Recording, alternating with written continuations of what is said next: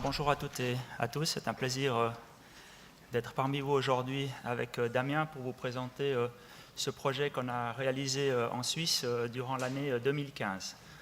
Donc notre exposé va se décomposer en plusieurs parties. Il y aura une petite présentation de la coopérative Valplan, donc du travail que nous effectuons en Valais. Ensuite une présentation de l'entreprise Robert Bass.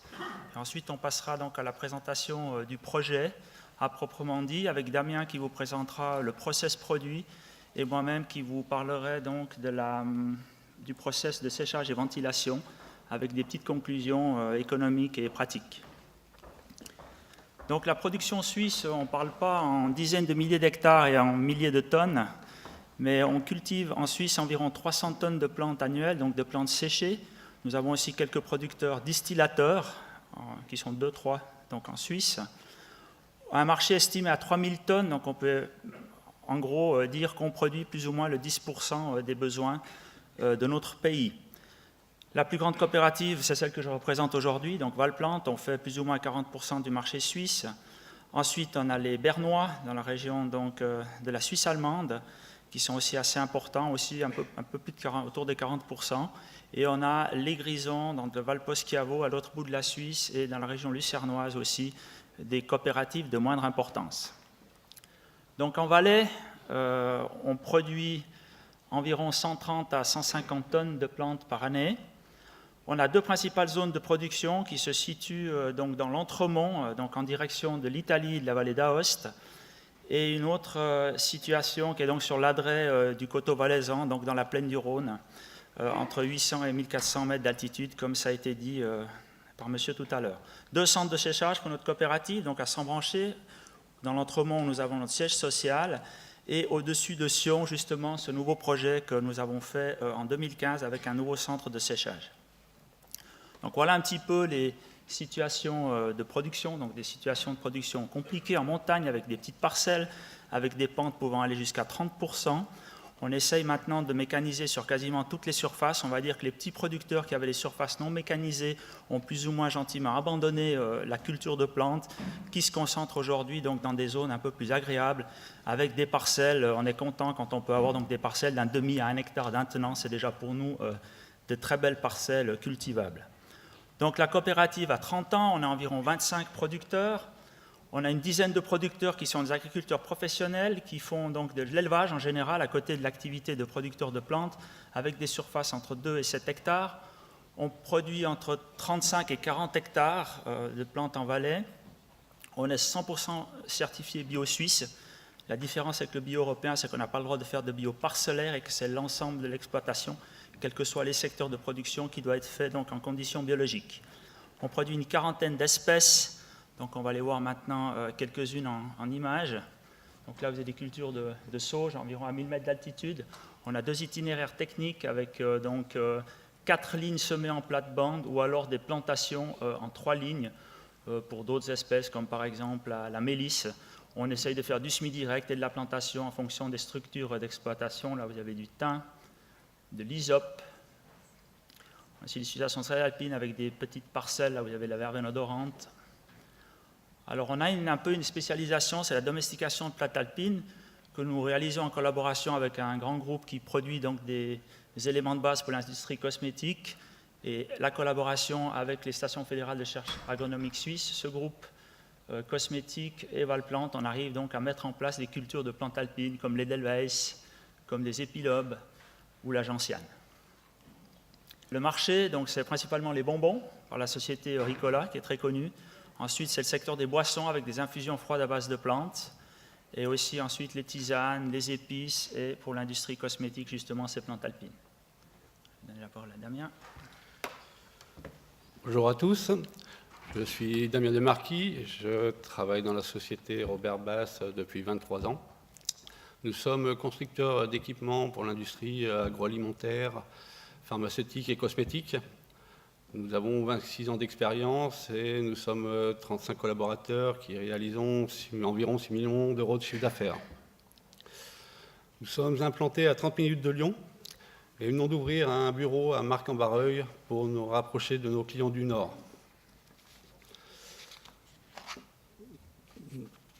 Nous avons 4 secteurs d'activité stratégiques.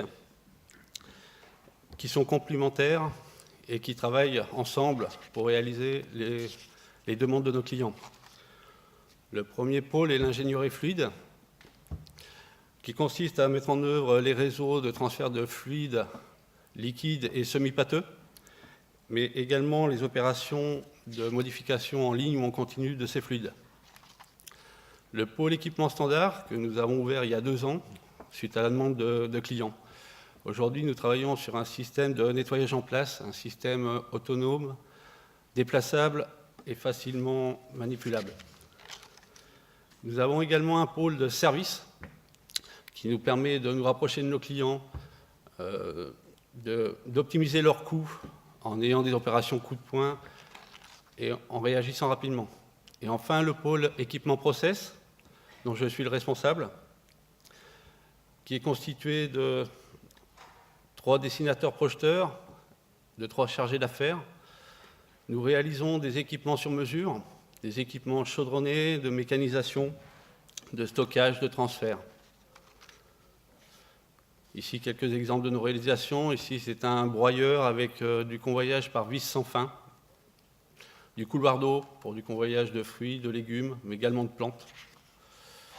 Ici, une petite cuve sous pression qui permet du dosage de compote de fruits et d'autres équipements tels des coupeuses, des mélangeurs, mais aussi des skids, des équipements sous pression pour faire la pasteurisation, la filtration. Nos clients aujourd'hui sont satisfaits sur le long terme, ce qui nous permet de travailler avec eux de façon rationnelle. Ils nous restent fidèles. Ici, quelques exemples de nos clients. Et je vais repasser la main à Fabien qui va vous présenter le projet. Alors au niveau de ce projet de séchage, donc, nous avions à l'époque dû faire des constats de la situation donc, dans notre coopérative, donc beaucoup de manipulations à la fourche pour nos producteurs et pour nous dans les séchoirs. On avait des installations qui étaient totalement obsolètes puisqu'elles dataient d'environ 25 ans. Traditionnellement en Suisse, toutes les coopératives ont séché leurs plantes avec des packs, donc avec des pompes à chaleur, avec déshydratation de l'air en général, donc refroidissement puis réchauffement de l'air. Et on avait aussi un outsourcing, donc la transformation des plantes, la coupe, dépoussiérage, tamisage qui se faisait en Suisse allemande et qui n'était pas très satisfaisant, avec beaucoup de transport, beaucoup de pertes à la coupe et des prix qui étaient donc très élevés. Donc c'est pour ça que les objectifs de ce projet, c'était vraiment de rationaliser le travail et chez les producteurs et dans la coopérative, de se mettre aux normes de la pratique, donc les normes agroalimentaires actuelles et courantes, du tout inox, etc., de transformer les plantes nous-mêmes de manière à augmenter la valeur ajoutée de nos plantes, d'économiser de l'énergie, vous verrez qu'on avait des installations qui étaient très énergivores, et aussi quand même d'avoir une bonne efficacité des coûts engendrés pour pouvoir amortir au niveau de la coopérative ces coûts, ces investissements. Donc les moyens, j'ai commencé par un peu faire le tour de l'Europe, principalement dans les pays limitrophes pour visiter des installations donc, de plantes aromatiques, mais aussi dans les secteurs du tabac analogue et du houblon en Allemagne. Et là, j'ai pu trouver des solutions qui étaient assez intéressantes. On a eu des contacts avec les autorités. On a de la chance d'avoir un département qui nous subventionne et qui aide bien ces agriculteurs de montagne. Je me suis vite rendu compte que pour rendre le produit fluide, pour pouvoir avoir un process intéressant, automatisé, il fallait précouper les plantes fraîches pour pouvoir donc avoir un produit qui est plus coulant. Ensuite, on a commencé à réfléchir sur la mise en forme d'un caisson de test pour voir si les idées qu'on avait un petit peu volées, entre parenthèses, à droite à gauche, étaient susceptibles de bien fonctionner. On s'est un petit peu arraché les cheveux avec le subventionnement. On a dû réorganiser notre coopérative dans le sens où la Suisse donne des subventions seulement à des agriculteurs qui sont actifs et subventionnés. Et on avait encore, donc dans le sociétariat de notre coopérative, un certain nombre de producteurs qui étaient inactifs et non subventionnés parce que de trop petite importance. Donc on a modifié ces structures de la coopérative. Il a fallu trouver un terrain adapté, ce qui n'était pas forcément facile aussi en Suisse, dans le sens où les coopératives n'ont pas le droit de construire en zone agricole. On a aussi eu quelques problèmes. Donc dès que vous avez plus de 50% de subventions, vous passez donc dans la loi des marchés publics avec publication et marché ouvert, donc des offres, tout ça, c'était au niveau juridique assez compliqué. Donc on va commencer pas par la fin, mais par vous montrer un petit film de cette installation. Donc là, vous avez la réception, donc la trémie de réception, où on arrive avec des remorques d'environ 20 à 30 mètres cubes de plantes, donc entre 4 et 6 tonnes de plantes, en gros, en fonction des différentes espèces. Ces plantes sont dosées dans cette trémie. Elles sont ensuite amenées sur un tapis épierreur, qui est un tapis légèrement incliné, qu'on va voir maintenant, et qui élimine les pierres, aussi passablement d'escargots. Je ne pensais pas qu'on pouvait avoir autant d'escargots dans les plantes, mais ils roulent aussi sur ce tapis. Et ensuite, donc, on a la coupe de plantes fraîches. Donc, c'est un petit peu ça qui nous limite la quantité de plantes qu'on peut réceptionner. La coupeuse est donnée environ à 4,5 tonnes heure, pour donc une coupe aux alentours des 7 à 10 cm. Donc, ensuite, les plantes sont amenées en hauteur, où nous amenons donc ces plantes sur un espèce de pont roulant qui se déplace au-dessus de toutes les cellules de séchage. Et ce pont roulant et ce racleur donc, nous permettent de charger et racler ce tapis qui est au-dessus des cellules pour remplir donc, en un espèce de nappage, donc remplir ces cellules de manière régulière. Vous voyez que ce pont roulant se déplace, donc on fait du nappage, des petites collines, et le niveau de plantes donc coupées monte gentiment dans ces caisses. On va passer directement ensuite à la déchargement des cellules. Donc le fond des cellules de séchage est mouvant, c'est-à-dire qu'il bouge. On voit à l'arrière, vous voyez des trous. On a dessous, donc on n'a qu'une couche de tapis, de manière à se permettre que l'air puisse bien passer. Et en dessous, nous avons seulement donc des bandes qui permettent au tapis donc, de tourner. Et nous devons réinitialiser en fin de vidage des cellules donc ce tapis pour le remettre en position de chargement. Là, vous venez de voir l'émietteur, là, la cellule dans un état de déchargement un petit peu plus avancé. Où on voit justement ces bandes à l'arrière qui servent donc à maintenir la structure du tapis pour le déchargement. Et cet émietteur sur des axes qui nous fait donc tomber nos plantes sur un tapis roulant, soit dans une direction pour un bypass pour le brassage que vous présentera Damien ensuite, soit vers la zone de conditionnement. Donc là, les plantes partent sur la zone de conditionnement, où nous avons la possibilité donc, soit de couper des plantes avec une ligne de coupe scorpion, donc coupe, tamisage, dépoussiérage des plantes, transformation, coupe infusette ou coupe plus grossière pour des extractions. Et aussi donc, ce process qui continue vers une presse à houblon, pour faire des balles d'environ 40 kg qui sont ensuite expédiées à nos clients qui veulent transformer leurs plantes eux-mêmes. Voilà. Alors je repasse la parole à Damien. Donc pour la réalisation du projet, nous avons mobilisé 3 dessinateurs projeteurs et un chef de projet, en l'occurrence moi-même. La durée de réalisation a été de 5 mois, dont 5 semaines d'installation et de mise en service. Et nous avons rencontré les difficultés qui étaient essentiellement liées à la diversité des plantes. Chaque plante ne se comporte pas pareil sur le convoyage, sur le stockage.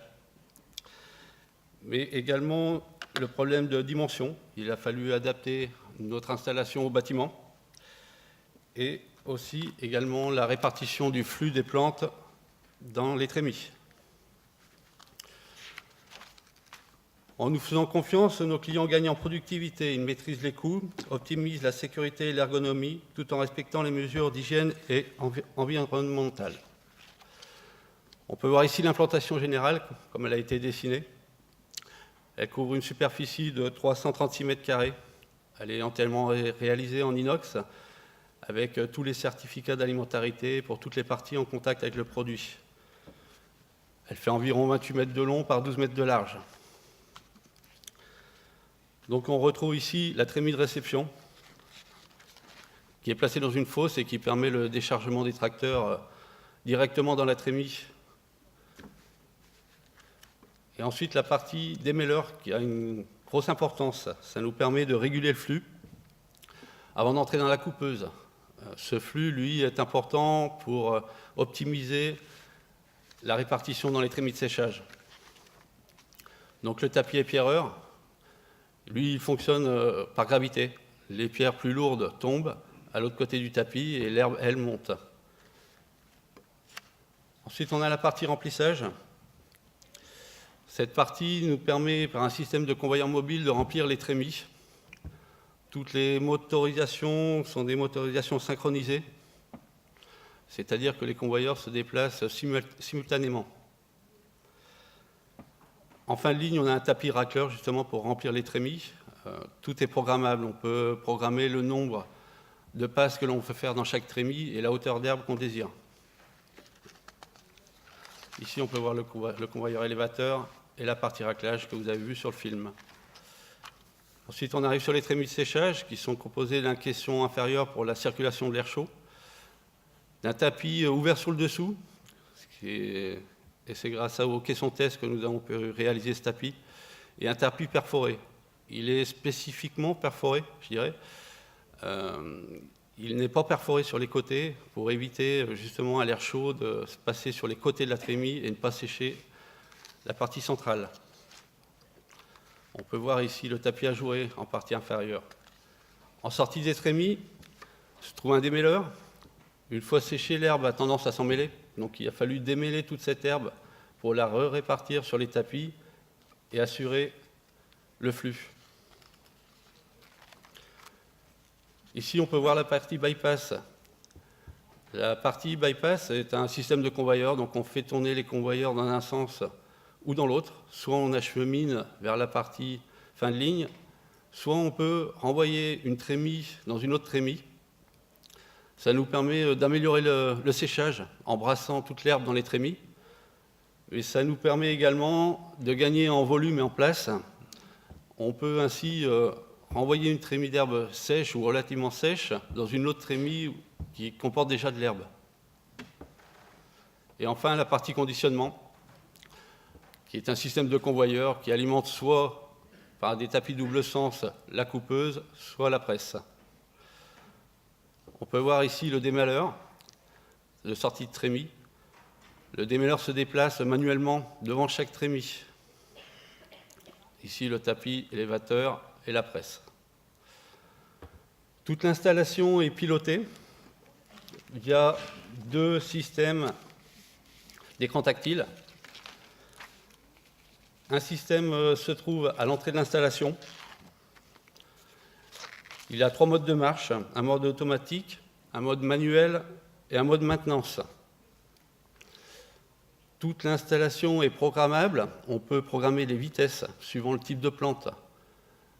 Suivant le type de plante, la longueur des tiges, il est nécessaire d'avoir plusieurs vitesses de chargement et de déchargement. Il y a également un pupitre portable. L'opérateur peut le garder sur lui et peut à tout moment remplir une trémie et en décharger une autre, sachant que l'opérateur se trouve essentiellement côté déchargement, côté fin de ligne. Tout est automatique. Il suffit de désigner quelle trémie on veut charger ou quelle trémie on veut décharger. On peut créer également des recettes. C'est-à-dire qu'on peut dire, pour tel type de plante, je veux telle vitesse de déchargement, telle vitesse de chargement. L'installation peut être pilotée via un réseau Ethernet, via un modem, on peut effectuer la télémaintenance. On a ici une photo de l'armoire électrique.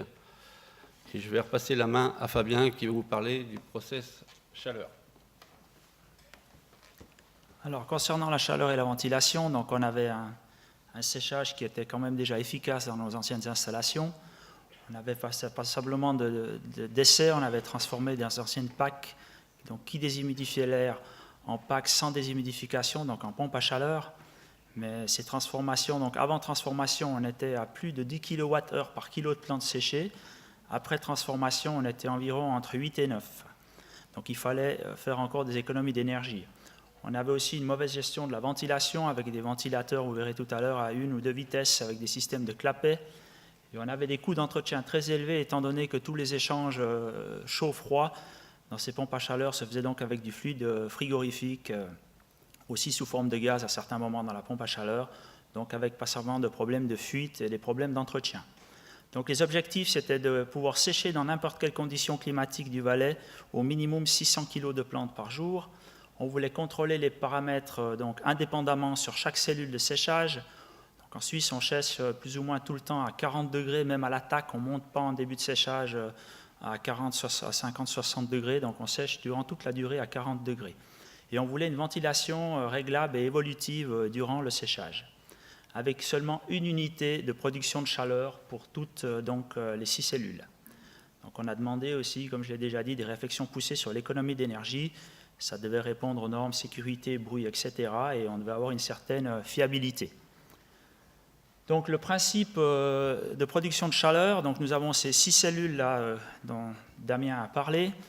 On a derrière ces 6 cellules, donc 6 monoblocs de ventilation. On verra ensuite le détail de ces monoblocs. On a 3 pompes à chaleur de type OO comme pour la géothermie, mais on n'utilise pas la géothermie, étant donné qu'on sèche des plantes. Donc à l'intérieur du bâtiment, nous brassons environ 15 000 m3 d'air en début de séchage pour chaque cellule. Donc ça fait plusieurs dizaines de milliers de mètres cubes. Donc on a tout le temps ce bâtiment qui est en surpression. Et nous avons une grille, vous voyez derrière les chaleurs, donc une ouverture dans le bâtiment qui nous permet d'évacuer cet air chaud humide du bâtiment, et un échangeur de chaleur air-eau qui récupère la chaleur donc sur l'air chaud humide qui est extrait du bâtiment, et aussi l'air extérieur donc en cas de beau temps. Ensuite, nous avons donc ces 3 pompes à chaleur. Donc l'échangeur de chaleur est vraiment la source de chaleur pour que nos pompes à chaleur aient un rendement. Ces pompes à chaleur produisent de l'eau chaude. On a un réservoir d'un peu entre 500 et 1000 litres, je ne sais pas exactement, ça doit être autour de 600 litres d'eau chaude à 45 degrés. Et cette eau chaude part, avec des électrovannes, tout est automatique bien entendu, part dans les monoblocs de ventilation où nous avons un échange eau-air pour réchauffer l'air frais de séchage. Donc voilà pour ces échangeurs à l'intérieur des monoblocs, on va voir le détail tout de suite. Je vous passerai les détails du fonctionnement des pompes à chaleur OO. Voilà la salle technique avec ces 3 pompes à chaleur qui sont en réalité 6 pompes à chaleur dans 3 modules. Donc un système de conduite, donc aussi toutes ces pompes sur variateur, tout est sur électrovanne. Ensuite, au niveau de la ventilation, donc on a filtration de l'air, on a des ventilateurs qui sont des ventilateurs centrifuges. Donc notre but, ce n'est pas de créer de la vitesse, mais c'est vraiment de créer de la pression. On a cet échangeur de chaleur qui est alimenté depuis la salle technique. Des couches de plantes dans ces cellules plus ou moins importantes en fonction de l'espèce. Pour de la sauge, de la mélisse, ça dépasse légèrement le mètre, et pour du thym, on peut charger à hauteur d'homme à 1,80 m. Donc en fonction de chaque espèce, on a un petit peu des conditions de remplissage différentes dans ces cellules. Donc on utilise de l'air neuf qui vient donc de l'extérieur par une gaine. Cet air, comme j'ai dit, est filtré. Donc on crée de la pression à travers cet échangeur, on réchauffe l'air, il passe à travers les plantes. Et ensuite, en fonction du stade de séchage, on décide oui ou non de réutiliser cet air de séchage ou pas. Donc en début de séchage, en général, on ne le réutilise pas parce qu'il est très humide. Et en fin de séchage, en fonction des conditions extérieures, si c'est la nuit et qu'on a des basses températures à l'extérieur, on a un pilotage qui nous permet automatiquement de décider en fonction des conditions extérieures si on réutilise cet air ou pas. Voilà. Et avec un système de clapet, on peut donc doser cet air qui vient de l'extérieur ou qui est recyclé. Donc on a une ventilation, on a voulu une ventilation adaptative, parce qu'avant nous avions donc une ventilation avec des ventilateurs à 1 ou 2 vitesses, donc qui passent à travers un échangeur avec des clapets pour freiner l'air, parce que vous savez bien que les plantes durant le séchage, donc la perte de charge liée aux plantes va diminuer fortement durant le séchage, donc la perte de charge est variable. Et la diminution de la perte de charge a pour conséquence qu'en courant de séchage, si vous ne modifiez pas la ventilation, la vitesse de l'air va augmenter, le volume d'air va augmenter. Et ça, au niveau énergétique, ce n'est pas bon parce que vous devez réchauffer des volumes d'air qui sont importants et dont vous n'avez pas besoin, en plus de faire tourner des ventilateurs plus ou moins à fond quand ce n'est pas nécessaire. Donc actuellement, on a une ventilation adaptative. Donc vu que nous faisons de l'échange de chaleur, on a tous ces ventilateurs qui sont montés sur variateur, et dans l'échangeur de chaleur, c'est le seul endroit dans l'installation où nous avons des pertes de charge qui sont constantes. Et on mesure en fait la différence de pression avant et après l'échangeur, et on donne les consignes de force de ventilation, donc de force de séchage en fonction des quantités et des différents types de plantes que nous avons dans les cellules. Donc une différence de pression entre 30 et 70 pascal pour régler cette ventilation. Et ça nous permet donc d'avoir une vitesse et un volume de ventilation qui est stable durant tout le séchage, avec un bilan énergétique qui est nettement meilleur en régulant vraiment bien cette ventilation par rapport au stade donc de séchage des plantes. Donc c'est clair que nous sommes sans déshumidification de l'air, typiquement comme vous avez certains d'entre vous donc, du séchage au gaz. Si l'air n'est pas déshumidifié, donc nous avons une efficacité qui est variable selon les conditions météorologiques. Et c'est clair que s'il fait chaud et sec, eh bien, au niveau efficacité de séchage, on est très bon, on consomme peu d'électricité. S'il fait froid et sec, on est aussi très très bon, on est même meilleur en efficacité de séchage, mais on utilise donc plus d'énergie pour réchauffer cet air extérieur. Si c'est chaud, humide, donc les temps orageux, c'est un peu le pire pour nous, c'est que l'efficacité de séchage diminue et ça prolonge un petit peu le temps de séchage des plantes dans ces conditions, mais la consommation électrique est correcte. Et s'il fait froid, humide, on arrive quand même à avoir une efficacité de séchage qui est intéressante. On peut donner à un réchauffant de l'air, même humide, un bon potentiel séchant à l'air, donc pour une efficacité de séchage tout à fait correcte, mais avec là aussi une consommation d'électricité un peu plus importante. Donc on sèche des plantes à 40 degrés, c'est clair que cette installation n'est pas forcément efficace dans des situations climatiques chaud-humides. Au niveau des investissements, donc le projet global, tout compris, a coûté environ autour des 3 millions d'euros. Pour sécher dans nos conditions, autour des 65 à 70 tonnes par année. C'est clair qu'on pourrait sécher des capacités supplémentaires. Donc les principales économies pour nous étaient au niveau de l'électricité, puisqu'on a passé d'environ 8 kW et demi par kilo de plantes séchées à un peu plus de 3 kW. Donc c'est divisé plus que par deux la consommation électrique. Donc pour nous, ça nous amène, je dirais, un coût de séchage au niveau électricité aux alentours des 35-40 centimes d'euros par kilo. Je vais juste revenir en arrière. Ensuite, au niveau de la main-d'œuvre, dans notre ancienne installation de séchage, on avait un peu plus de 40 heures par tonne de main-d'œuvre et on est descendu un petit peu en dessous de 20 heures par tonne actuellement. Donc là aussi, sur le nombre de tonnes, des économies qui sont importantes. Dans notre situation, on a un coût du séchage, tout compris électricité, main-d'œuvre, investissement en bâtiment, qui est aux alentours des 2 euros. Voilà. Alors, on va revenir là.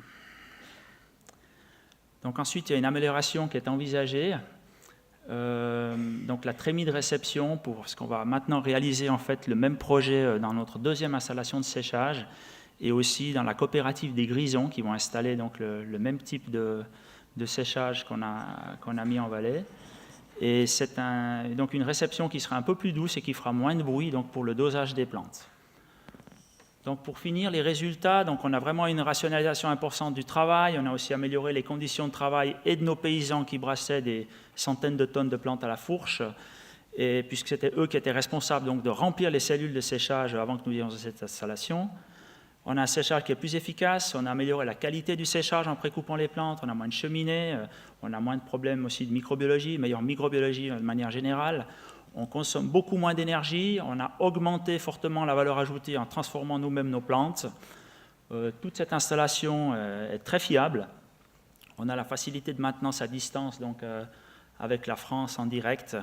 Et on a pu, c'est vrai, établir donc, des bonnes relations avec nos différents fournisseurs, soit pour le chaud, soit en France donc pour le process.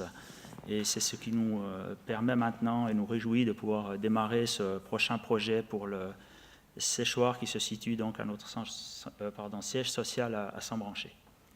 Merci pour votre attention.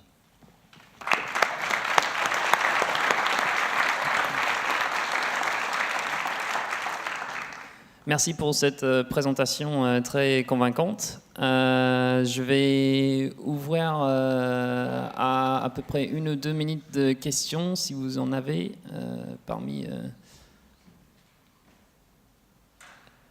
Alors, j'avais une première question, c'était c'était peut-être déjà mentionné dans la présentation, mais c'était, vous traitez environ combien d'espèces et est-ce qu'il y a des gros changements au niveau paramétrage? Et si oui, est-ce que ça prend beaucoup de temps justement pour adapter à l'arrivée des différentes espèces? Alors c'est clair que nous essayons de sérier au maximum les coupes, donc d'essayer d'amener le même jour ou durant plusieurs jours d'affilée les mêmes espèces. Alors c'est possible dans nos conditions en début de saison, mais après en cours de saison on a beaucoup de chevauchements et on va jusqu'à réceptionner 2 à 3 espèces chaque jour. Donc c'est clair que le paramétrage il est rapide puisqu'on peut paramétrer des recettes, donc on peut modifier rapidement ces paramètres, c'est pas un problème.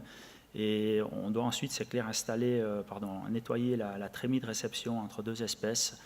Et ça se fait environ en une vingtaine de minutes. Parfait, merci. Ok, je vous invite à remercier ces deux intervenants pour cette présentation très intéressante.